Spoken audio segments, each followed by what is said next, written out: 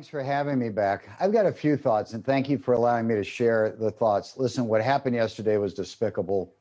I condemn it at every level. There's no excuse for it. The behavior of those who are out there on the streets and climbing up the Capitol, in my opinion, was un-American behavior.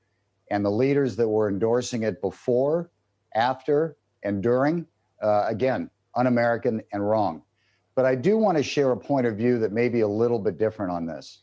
I was watching, horrified like everybody else in this country and around the world, what was happening.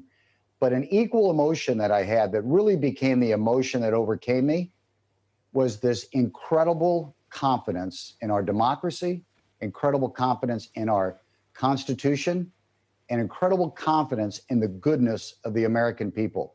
There wasn't a minute in my mind that I ever felt democracy was threatened. So I think to say our democracy, some people have said, and that's fine, but in my humble opinion, to say our democracy was threatened gives too much credibility and credence to those people who are out there doing bad things at the worst possible time and also just despicable on what they were doing.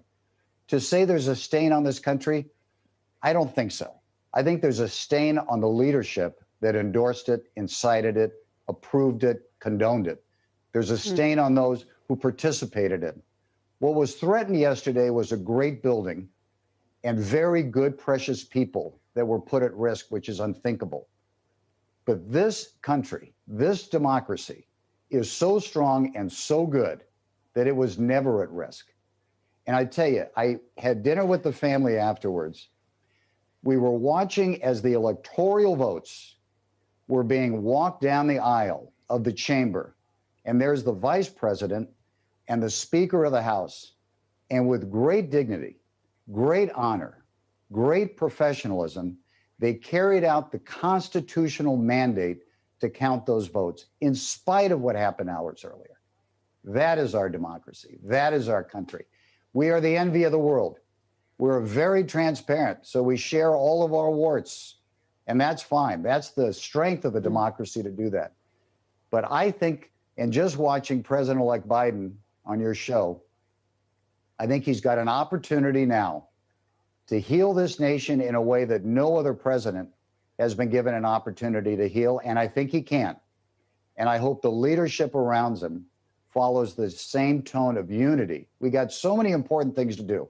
Get the vaccine out, get small businesses, families are hurting and hungry. We got homelessness. Let's get back to work. That's the America I know, is the America that works together and solves problems and never loses the pride in this country.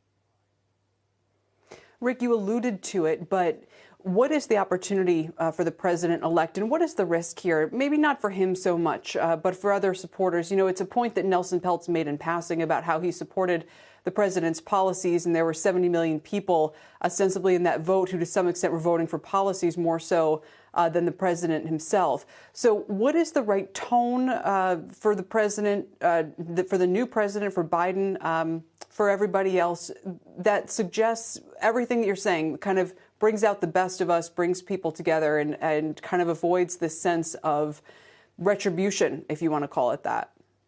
Yeah, and I watched Nelson's. I don't know him. I'd like to get to know him after I watched his interview yesterday. I thought he was exceptional. Here's what I think the right tone is. Here's the America that I think has done so many great things over the last couple of centuries. We have put aside differences. We will have great debate. They can be robust. But once a decision is made, everybody commits to work together and go down the same path. So I think the blame game has got to be over. The pointing of the fingers has got to be over. And really, President-elect Biden has the opportunity. He's got to be all-inclusive, including the 70 million people that voted for Trump. It really doesn't matter because, as he said, and I believe that he feels this way in his heart, he is the president for every American. Nancy Pelosi is the Speaker of the House for every American. And here's what I think is so important. We have to get back to the notion that when you're in elected office, you're in service for others. What we saw the other day was a president that was in service for himself. That can never be tolerated.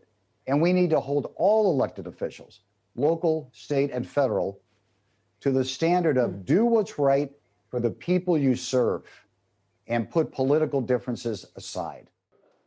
Shepard Smith here. Thanks for watching CNBC on YouTube.